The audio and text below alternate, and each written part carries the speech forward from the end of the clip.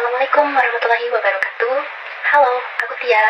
Aku mahasiswi dari Universitas Tangerang Raya, Prodi Manajemen dari Fakultas Ekonomi, Bisnis, dan Ilmu Sosial.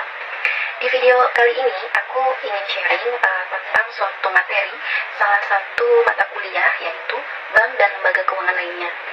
Oke, di materi ini adalah membahas tentang definisi uang, kriteria dan fungsi uang. Dan aku juga akan informasikan sedikit tentang sejarah uang di Indonesia. Tonton video ini sampai habis ya.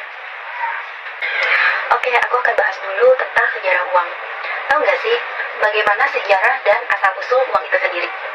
Sebuah benda tidak akan tercipta dengan sendirinya, bukan? Nah, begitu juga dengan uang. Banyak sekali proses yang dilalui sehingga uang itu tercipta. Pada awalnya, manusia itu belum mengenal sama sekali kegiatan tukar-menukar barang atau jasa. Jadi mereka itu memenuhi kebutuhannya sendiri dengan usaha mereka sendiri.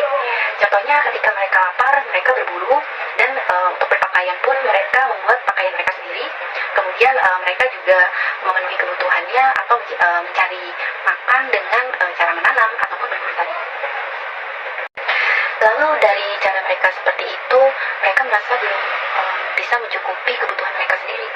Lalu mereka mencari orang untuk menukar barang yang mereka butuhkan. Dari sinilah akhirnya muncul sistem tukar-menukar barang yang disebut barter. Lalu karena sistem barter ini masih banyak banget kesulitannya, itu salah satunya mereka sulit menemukan orang yang mau menukar barangnya. Kebayang loh, dulu itu belum ada handphone, dan bagaimana coba mereka mau menukar barangnya? Jadi harus kita nyari kemana-mana gitu, nyari orang yang mau menukar barang kita yang kita butuhin. Maka digunakanlah alat tukar lain sebagai alat tukarnya. Dahulu, bangsa Romawi menggunakan garam sebagai alat tukarnya.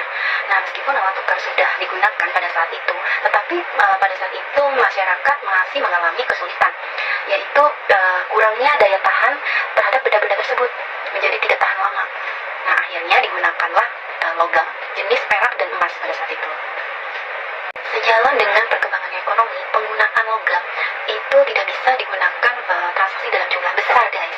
Nah, jadi diciptakanlah uang kertas, yaitu sebagai bukti kepemilikan emas atau perak bagi yang memilikinya.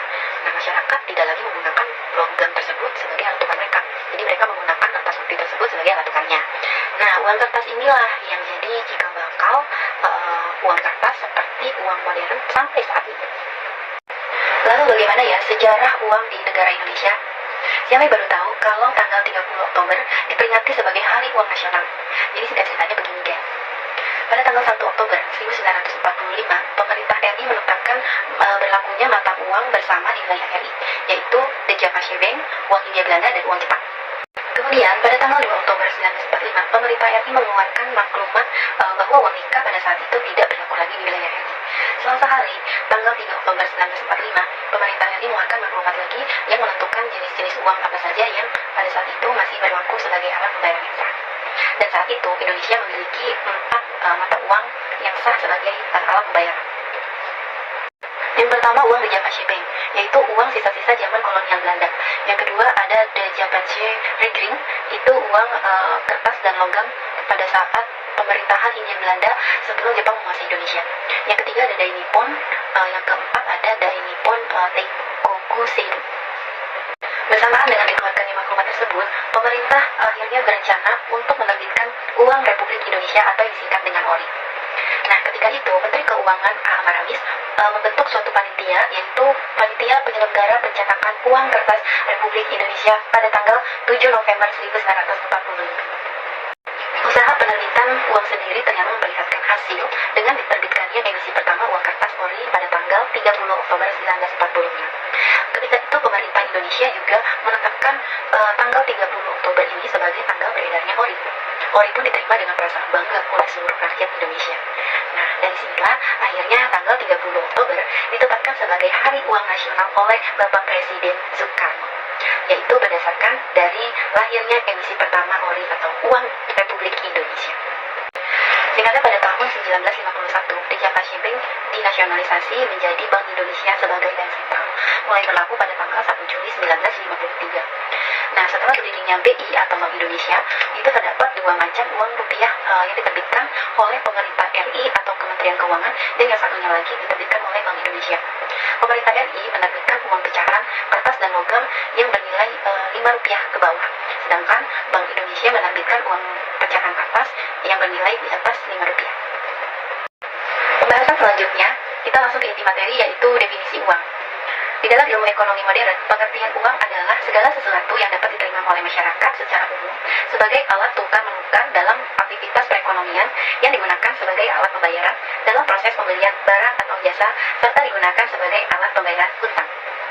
Definisi lain dari uang adalah sebagai suatu benda dengan satuan hitung tertentu yang digunakan sebagai alat pembayaran yang sah dalam berbagai transaksi dan hanya berlaku di wilayah tertentu saja. Dengan demikian, makna uang adalah sebagai suatu benda yang telah disetujui dan diterima oleh masyarakat secara luas sebagai alat perantara untuk kegiatan tukar menukar barang atau jasa, dan juga sebagai alat menghitung kekayaan.